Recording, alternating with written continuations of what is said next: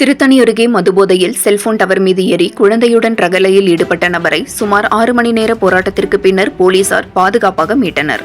அப்போது போதையாசாமி செய்தியாளர் வந்தால் பேட்டி கொடுத்துவிட்டு இறங்கிவிடுகிறேன் என்று கூறியதால் போலீசார் உதவியுடன் தனியார் தொலைக்காட்சி செய்தியாளர் டவர் மீது ஏறும்பொழுது போதையாசாமி டவர் மீது இருந்து கம்பியை போட்டதில் செய்தியாளரின் மண்டை உடைந்தது.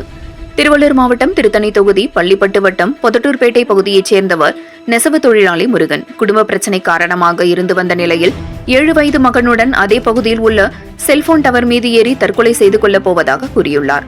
சம்பவ இடத்திற்கு விரைந்து சென்ற பொதட்டூர்பேட்டை காவல் நிலைய ஆய்வாளர் தர்மதுரை மற்றும் தீயணைப்பு துறையினர் முருகனை கீழே இறங்கும் முயற்சியில் ஈடுபட்டனர்.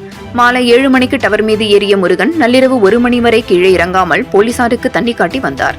போலீசார் நீண்ட இடைவெளி பேச்சுவார்த்தை செய்தபோது செய்தியாளர் வந்தால் பேட்டி கொடுத்துவிட்டு என் நிலையை செய்தியாளர்களிடம் கூறுகிறேன் என்று தெரிவித்தவர் குழந்தையுடன் செல்போன் டவரிலிருந்து இறங்குகிறேன் என்று முருகன் கூறினார்.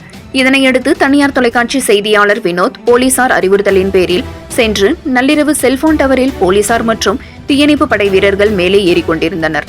அப்போது மேலே இருந்த நெசவு தொழிலாளி முருகன் இரும்பு கம்பியை போல் மேலே உயரத்திலிருந்து கீழே வீசியுள்ளார். இதில் செய்தியாளரின் வினோத் மண்டையில் விழுந்து மண்டை உடைந்தது. மருத்துவமனையில் அனுமதிக்கப்பட்டு 2 தையல் போடப்பட்டு மருத்துவமனையில் தீவிர சிகிச்சை பிரிவில் தற்போது சிகிச்சை பெற்று வருகிறார். இதனையும் தொடர்ந்து அதன் பிறகும் தொடர்ச்சியாக காவல் நிலைய ஆய்வாளர் தர்மதுரை பேசி அவர் மீது இருக்கும் குழந்தைக்கும் தண்ணீர் கொடுக்க வேண்டும், மிகவும் ரொம்ப நேரமாக உயரத்தில் இருக்கக்கூடாது என்று நைசாக பேசி மேலே 2 தீயணைப்பு படை வீரர்கள் ஒரு போலீசாரை செய்தியாளர்கள் என்று அனுப்பி முருகனிடம் பேட்டி எடுப்பது போல் நைசாக பேசி அதன் பேச்சுவார்த்தைகள் உடன்பட்டு முதலில் பாதுகாப்பாக குழந்தையை மீட்ட போலீசார் மீண்டும் 1 மணி நேரத்திற்கு மேலாக முருகனிடம் சமரசமாக பேசி வந்தனர். மற்றும் தீயணைப்பு துறையினர் மற்றும் வருவாய்த்துறையினர் பின்னர் முருகனை செல்போன் டவரில் இருந்து மீட்டு அழைத்துச் சென்று விசாரணை மேற்கொண்டு வருகின்றனர்.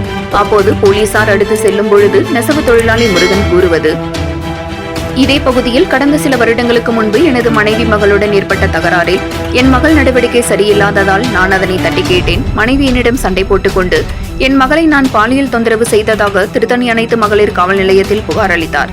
என்னை போலீசார் விசாரணை சரியான முறையில் செய்யாமல் போக்சோ வழக்கில் என்னை கைது செய்துவிட்டனர். தற்போது நான் ஜூன் 6ஆம் தேதி நீதிமன்றத்திற்கு செல்ல வேண்டும். இதற்கெல்லாம் காரணம் எனது மனைவியும் எனது மகளும் தான். போலீசார் சரியான முறையில் விசாரிக்கவில்லை என்று செல்போன் டவரிலிருந்து இறங்கியவுடன் குற்றச்சாட்டை செய்தியாளர்களிடம் நெசவு தொழிலாளி முருகன் தெரிவித்தார். இந்த சம்பவம் பொதட்டூர்பேட்டை பேரூராட்சியில் 6 மணி நேரம் நள்ளிரவு வரை பெரும் பரபரப்பை ஏற்பட்டது. 7 Green News செய்திகளுக்காக திருத்தணி செய்தியாளர் மணிகண்டன்.